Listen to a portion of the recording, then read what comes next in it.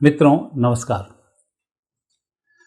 अभी राहु और गुरु का चांडाल योग समाप्त होने वाला है 28 अक्टूबर 2023 को दोपहर 1:04 पर।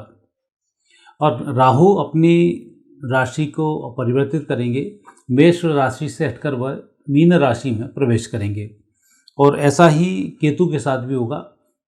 केतु भी अपनी तुला राशि को छोड़कर कन्या राशि में प्रवेश करेंगे। और ये दो ग्रह ऐसे हैं जो बहुत ही महत्वपूर्ण भूमिका जन्म कुंडली में निभाते हैं। वैसे तो आपने सुना होगा कि 7 ग्रह होते हैं, राहु केतु नाम के कोई ग्रह नहीं है, ये बिल्कुल सही है। लेकिन राहु केतु की एंट्री कैसे हुई इसकी तो मैं कई बात आपसे कभी करूंगा कि राहु केतु बने कैसे और इसको हम ज्योतिष शास्त्र में क्यों इन्वॉल्व करते हैं। लेकिन बिना राहु और केतु की गणना के ज्योतिष शास्त्र हमारा शून्य हो जाता है। यदि जन्म कुंडली से राहु और केतु को हटा दिया जाए तो कोई भी गणना करना संभव नहीं है। और राहु और केतु का इतना महत्व है कि 18-18 महीने तक एक एक राशि में चलते हैं और 9 साल बाद ही एक दूसरे को ओवरलैप करके उस राशि से अलग हट जाते हैं। और इनका जो प्रभाव होता है बहुत गंभीर प्रभाव होता है। और व्यक्ति का कितना भी अच्छा समय चल रहा हो या कितना भी बुरा समय चल रहा हो तो बुरे को अच्छा करना, अच्छे को बुरा करना राहु और केतु की गणना के ऊपर निर्भर करता है। आपकी कुंडली में लाख बहुत सारे राजयोग लेके पैदा हुए हो, लेकिन उन राजयोगों का काम नहीं करना।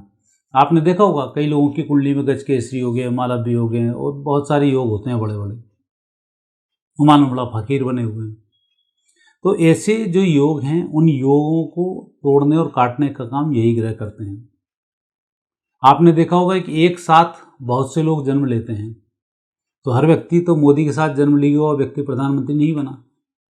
हर व्यक्ति राहुल गांधी के साथ पैदा होके चांदी की चम्मच लेके पैदा नहीं हुआ। तो ये जो ग्रह योग हैं ये ऐसा क्या होता है कि व्यक्ति जन्म एक समय लेता है और एक व्यक्ति कुछ और होता है, दूसरा व्यक्ति कुछ और होता है। जबकि जन्म कुंडली देखेंगे तो जन्म कुंडली सेम रहेगी। तो उसकी जो गणनाएं होती हैं उस गणनाओं में मूल आधार राहु और केतु का होता है।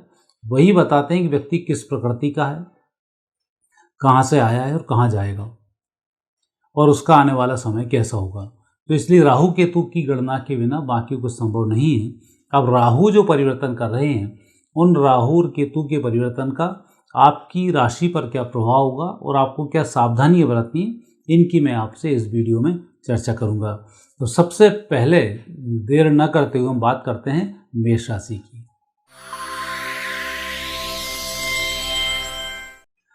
मेष राशि में राहु रहेंगे द्वादश स्थान पर और केतु रहेंगे 6ठे स्थान पर।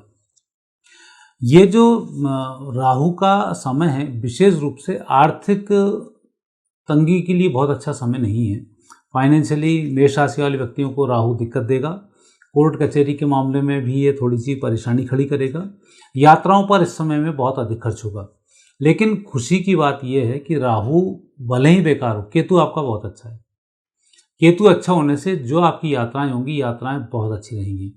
और यात्राओं में विशेषकर कोई धार्मिक यात्रा आपकी लंबे समय से रुकी होगी तो इस 18 महीने के अंदर आपकी वो यात्रा संपन्न होने वाली है।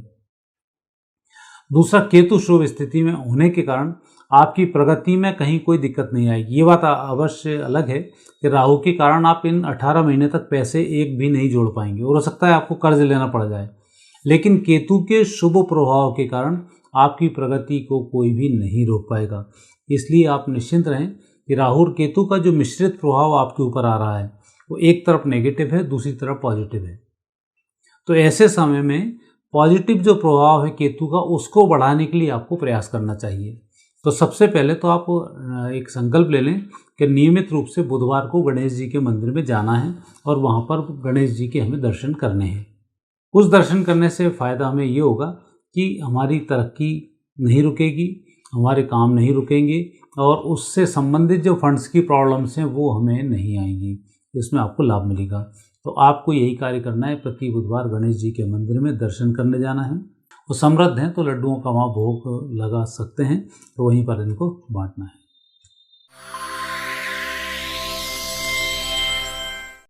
वृषभ राशि वाले व्यक्तियों के लिए जो राहु का प्रभाव है, एकादश स्थान पर राहु का प्रभाव है। एकादश भाव में चलते हुए राहु बहुत अच्छी प्रगति देते हैं। नाना प्रकार के सुखों को उपलब्ध कराते हैं, रुके धन की प्राप्ति कराते हैं, रुके हुए कार्यों को चलाना ये शुरू करते हैं। और यह यूं कहें कि ये 18 महीने के बाद एक ऐसा समय आता है जब वृषभ राशि वाले व्यक्तियों की अभिलाषा पूर्ण होती है, और ये समय आपका 18 महीने तक रहेगा और ये लाभ करेगा। तो 18 वर्ष का बेकलाभ अब आपका समाप्त होने वाला है। 18 महीनों में और नाना प्रकार की सुविधा संपन्नताएं आपको प्राप्त होने वाली हैं, इसमें कोई दिक्कत नहीं है। अब रहा सवाल केतु का, तो केतु की जो स्थिति है वो यहाँ पर थोड़ी सी कमज़ोर बनती है। ये आर्थिक पक्ष को नुकसान पहुँचाती है, कुटुंब में ये विवाद कराती है, वाणी पर यह असंयम की स्थिति आती है, और धन जैसे ही बढ़ता है तो ये चीज़ें अपने आप बढ़ना शुरू हो जाती हैं। ये भी एक कटु सत्य है। जैसे ही पैसा बढ़ता है आदमी मुगालते में आता है, सबसे पहले परिवार वालों को छोड़ता है, फिर रिश्तेदारों को छोड़ता है और अपने आप में वो सूरमा बन जाता है। और यही होगा कि केतु आपसे यही कराएगा और आपको नष्ट करा देगा। तो आपके पास जो धन आ रहा है, जो वैभव आ रहा है, उसका भी सम्मान करें, लेकिन सम्मान के चक्कर में अहंकार को हावी नहीं होने दें। अन्यथा केतु बिना सिर का ग्रह है, बिना सिर पैर के आप काम करेंगे और बाद में समझ में आएगा मैंने ये गलती कर दी। जब केतु हट जाता है तब समझ में आता है मैंने ये गलती की, क्योंकि उसका सिर नहीं है। एक्शन व्यक्ति ले लेता है, रिएक्शन का उसको पता होता नहीं है। ये स्थिति यहाँ पर नेगेटिव रहती है। तो कुटुंब वालों से झगड़ा आपको बिल्कुल नहीं करना है, परिवार वालों से विवाद आपको बिल्कुल नहीं पालना है, और जो आपकी तरक्की हो रही है उसमें सभी को शामिल करना है, सभी को धन्यवाद प्रदान करना है, तब आपके ग्रह योग इसमें सही रहेंगे। और ऐसे समय में राहु आपका बहुत अच्छा चल रहा है, तो सीधे हाथ की बीच वाली उंगली में या तो आप गोमेद रत्न धारण कर लें, और या आप अपने गुरु मंत्र का जाप करना शुरू करें। क्योंकि राहु का परिणाम गुरु के अनुसार आता है, केतु का परिणाम मंगल के अनुसार आता है। तो आपको गुरु मंत्र के जाप करने से राहु का प्रभाव बढ़ेगा। भगवान शंकर की आराधना करें, ये भी राहु के शुभत्व को बढ़ाने वाली होगी।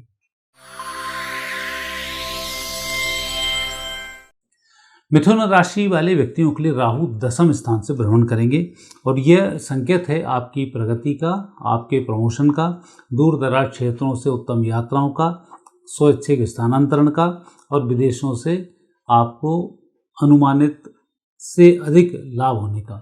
ये स्थिति तो राहु आपको दर्शा रहा है। तो अभी तक जो आपके कार्यों में रुकावट आ रही थी, जो देश विदेश के काम रुके पड़े थे, प्रमोशन के काम रुके पड़े थे, वो सब आपकी इस 18 महीने के अंदर संपन्न राहु की कृपा से होने वाले हैं। और राजनीति के लोगों के लिए तो बहुत खुशखबरी है, मंत्री पद भी प्राप्त होगा, क्षेत्र में भी आपका नाम रोशन होगा, और बहुत सारे नाना प्रकार की उत्तम लाभों की इसमें आपको प्राप्ति होगी। तो ये संकेत तो राहु दे रहा है। लेकिन केतु थोड़े से कमज़ोर संकेत दे रहा है। चतुर्थ स्थान से चलता हुआ केतु धन आने के लिए बहुत अच्छा नहीं होता है। प्रिय वस्तु के गुम होने का खतरा इसमें बनता है। साथ ही परिजनों के माध्यम से कुछ तनाव आपको मिल जाता है, या यूँ कहें कि परिवार वालों की जिम्मेवारी थोड़ी सी इस समय में अधिक आ जाती है। तो आपको परिवार की जिम्मेवारी भी निभानी है, बाहर के कार्य भी करने हैं और लाभ भी कमाने हैं। तो आपको अपने प्रतिदिन के शेड्यूल को एक फिक्स करना होगा और उसके अनुरूप आपको कार्य करना होगा। लिखकर एक शेड्यूल बनाकर काम करेंगे, आपको दिक्कत नहीं आएगी। और बेतरतीब तरीके से कोई काम करेंगे तो आपको परेशानी ज़्यादा बढ़ेगी, और केतु का प्रभाव होगा तो जितना कमाएंगे उतना फिर खर्च भी आपका हो जाएगा। तो प्लानिंग के साथ काम करेंगे, आपको कोई दिक्कत नहीं आएगी। बिना प्लानिंग के करेंगे आपको परेशानी होगी। और इस दोष को दूर करने के लिए हनुमान जी के मंदिर में मंगलवार को परिक्रमा अवश्य करें। और दूसरा, गीता का प्रतिदिन एक पाठ अवश्य करें। ये आपके लिए धैर्य बनाने वाला होगा और आपके दोषों को दूर करने वाला होगा।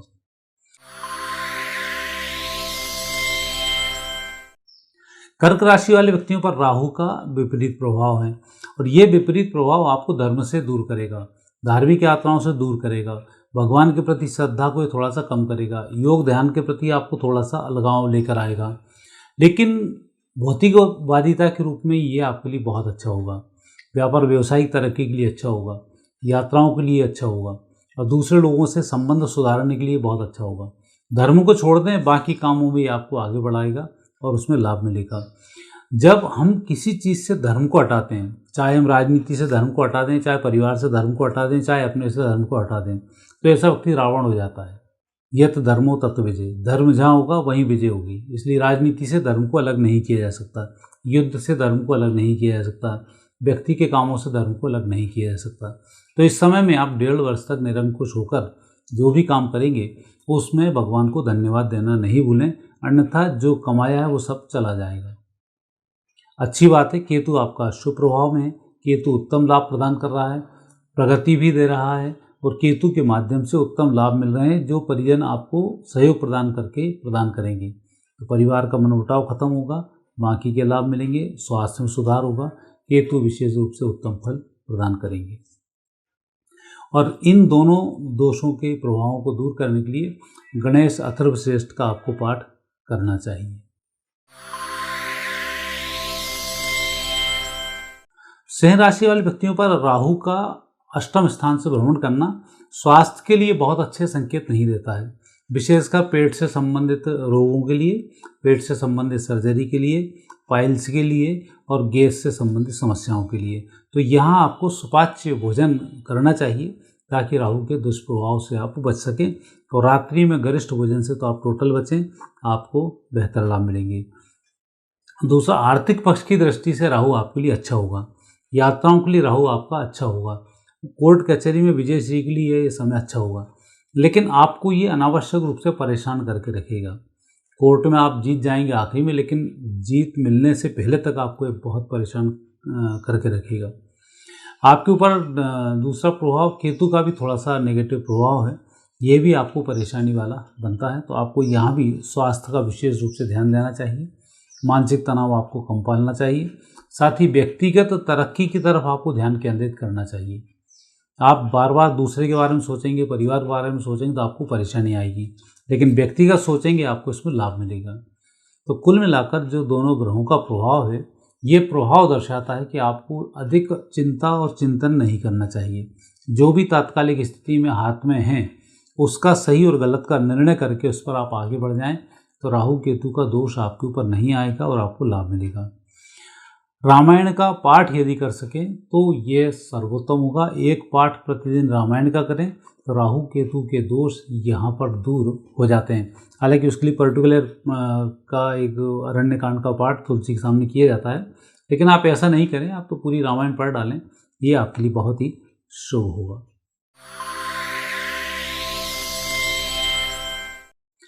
कन्या राशि के लिए 7वें स्थान पर जो राहु का भ्रमण है, ये परिवार में तनाव के संकेत देता है।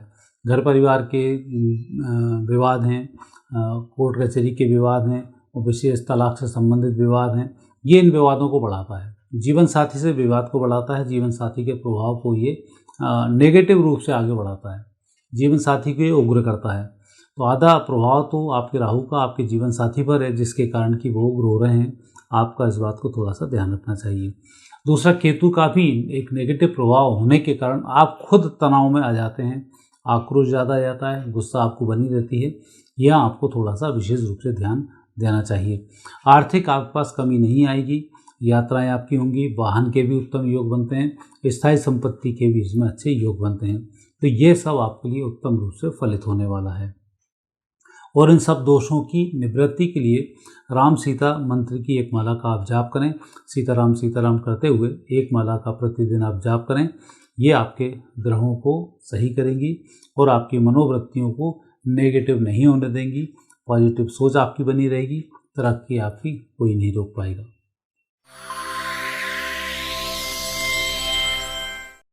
तुला राशि वाले व्यक्तियों पर राहु का बहुत श्रेष्ठ प्रभाव पड़ने वाला है। कोर्ट कचहरी हो, वाद विवाद हो, प्रमोशन हो, यात्रा हो, ये सब में आपको उत्तम सुख प्रदान करेगा परिवार सहित। ये आपको लाभ भी देगा और विशेष रूप से ऐसे समय में उत्तम लाभ मिलेंगे जबकि आप सोच नहीं पा रहे होंगे। रुके धन की भी प्राप्ति होगी। आकस्मिक रूप से आपकी बेरोजगारी भी दूर होगी और उसमें भी आपको लाभ मिलेगा। देश विदेश के अटके हुए कामों को भी बनाएगा। तो यहाँ पर राहु का आपके लिए शुभ प्रभाव देखने को मिल रहा है, तो ये उत्तम रहेगा।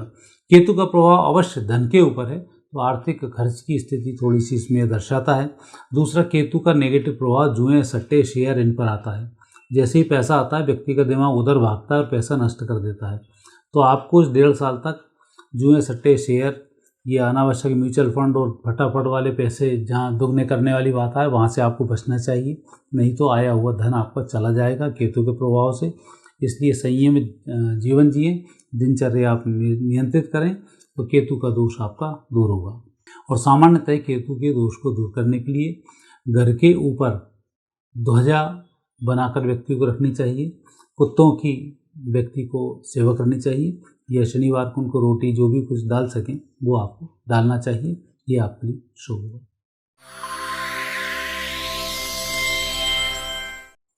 वृश्चिक राशि वाले व्यक्तियों के लिए केतु बड़ा सौभाग्य सूचक संकेत दे रहा है कि आपकी तरक्की कोई नहीं रोक पाएगा।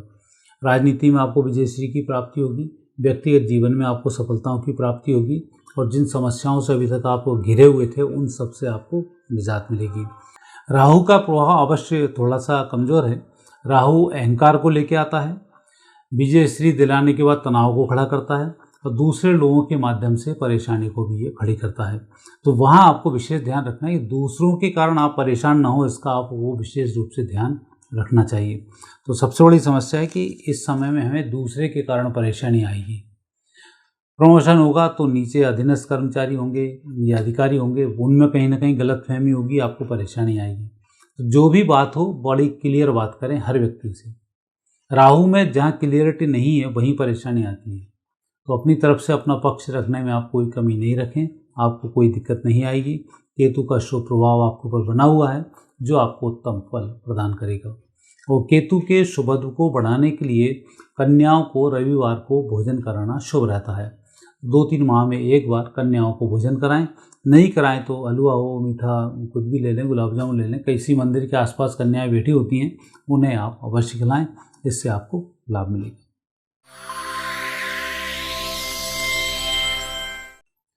धनु राशि वाले व्यक्तियों पर चतुर्थ राहु का प्रभाव आई हुई संपत्ति कई बार चली जाती है। कई बार व्यक्ति जरूरत से ज़्यादा लोन ले लेता है, फिर उसमें फंस जाता है। तो आपको इन सब चीज़ों से थोड़ा सा बचना चाहिए। बहुत अधिक आपके ऊपर लोन ना हो, इसका आप विशेष ध्यान रखें। और बहुत अधिक लोग आपके बारे में आपको बढ़ा चढ़ाकर लूट ना लें, इसका आपको विशेष ध्यान रखना चाहिए। क्योंकि जब चतुर्थ स्थान पर राहु होता है तो ऐसे व्यक्ति में चापलूसी करवाने की आदत बढ़ जाती है, अहंकार थोड़ा सा बढ़ जाता है। लोग चापलूसी करते हैं, पैसा उधार ले जाते हैं, पैसा नहीं मिलता, व्यक्ति डूब जाता है। कई बार लोग आ जाते हैं, आपकी चापलूसी करते करते अपनी जमानत दिलवा देते हैं, बैंक से लोन ले लेते हैं, वो किस्तें नहीं भरते हैं और किस्तें आपको भरनी पड़ती है और घर परिवार के मकान को बेचना पड़ता है। तो इन 1.5 साल तक ये ध्यान रखें कि आप किसी भी व्यक्ति की कोई जमानत ना लें, चाहे परिवार का हो चाहे कहीं का हो, अन्यथा आपको लेने के देने पड़ जाएंगे। दूसरा, किसी व्यक्ति को धन भी उधार ना दें, अन्यथा गया हुआ धन वापस यहाँ पर नहीं आएगा। केतु संकेत अवश्य अच्छे करता है कि ये आपको सुख प्रदान करेगा, लाभ प्रदान करेगा, वैभव प्रदान करेगा, उत्तम वाहन प्रदान करेगा, और कम पैसा होने के बावजूद भी आप दूसरे लोगों को ऐसा लगेगा कि बहुत पैसे वाले हैं, तो वहाँ पर आप ठगे जाते हैं राहु के कारण। तो यहाँ आप थोड़ा सा ध्यान रखें कि राहु का नेगेटिव प्रभाव है, केतु का शुभ प्रभाव है, तो केतु के शुभत्व को आपको बढ़ाना चाहिए। तो केतु के शुभत्व को बढ़ाने के लिए कन्याओं को भोजन कराना, माँ, बुआ, मौसी इनकी सेवा करना और इन्हें वस्त्र भेंट करना लाभकारी होता है। ये आपकी तरक्की को दर्शाता है।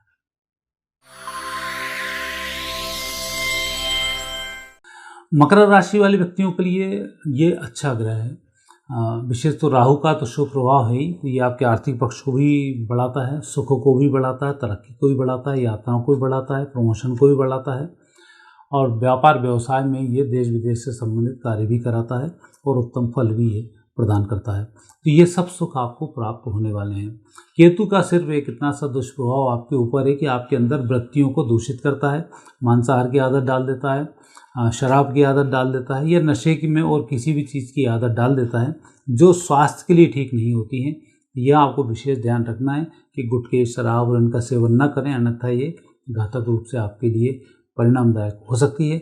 इसका आपको विशेष तो ध्यान रखें। और इस समय में साधना दी आपको करनी है, भगवान श्री गणेश की आप साधना करें, उनकी साधना से उत्तम फलों की प्राप्ति होगी और ये आपके लिए बहुत सहायक सिद्ध होंगी।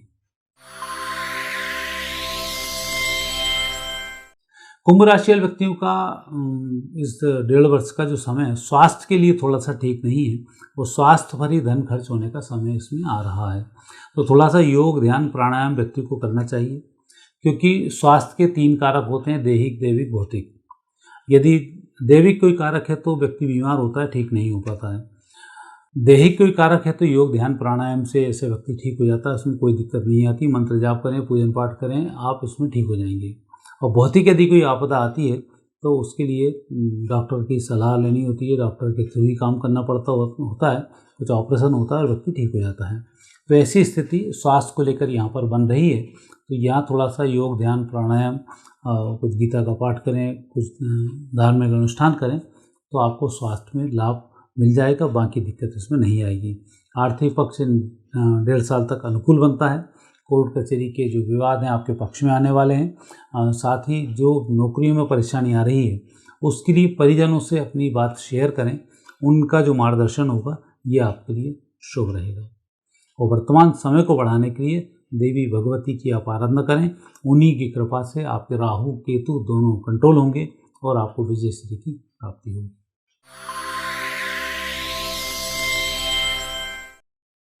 मीन राशि में राहु का जो प्रभाव है बहुत अच्छा नहीं है, और सप्तम भाव पर जो केतु का प्रभाव ये भी बहुत अच्छा नहीं है। हालांकि अन्य ग्रहों का जो मूवमेंट है आपकी कुंडली में ये बहुत अच्छा चल रहा है, इसलिए मीन राशि वाले व्यक्तियों को उतनी परेशानी नहीं आएगी जितनी कि इन दोनों ग्रहों के नेगेटिव होने से आ जाती है। तो वहाँ भाग्यशाली हैं कि आने वाले समय में गुरु हमारी मदद करेंगे और गुरु के कारण हमें लाभ मिलेगा। और ऐसे समय में गुरु दीक्षा लेने से भी लाभ मिल जाता है और हमारे संकट कट जाते हैं। साथ ही किसी पर्वत की, जैसे गिरिराज जी की परिक्रमा कर सकते हैं, कांवड़गिरी की परिक्रमा कर सकते हैं, या नंगे पैर जहाँ भी किसी पर्वत की परिक्रमा होती हो तो आप उस परिक्रमा को करें, ये आपके लिए बहुत शुभ रहेगा। साथ ही राहु के दुष्प्रभाव से बचने के लिए ज़रूरत से ज़्यादा ना बोलें। ऐसे समय में व्यक्ति बोलता बहुत है।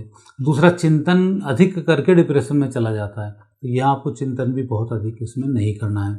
संतान की तरफ से आपको निश्चिंत रहना है, अधिक चिंता यहाँ परेशानी का कारण बन सकती है। केतु का सप्तम भाव में चलना जीवन साथी के स्वास्थ्य को प्रभावित करता है, और दूसरा, परिवार के माध्यम से थोड़ा सा तनाव खड़ा करता है। तीसरा, खुद को भी ये रोग देने का काम करता है, तो यहाँ आपको थोड़ा सा ध्यान रखना चाहिए।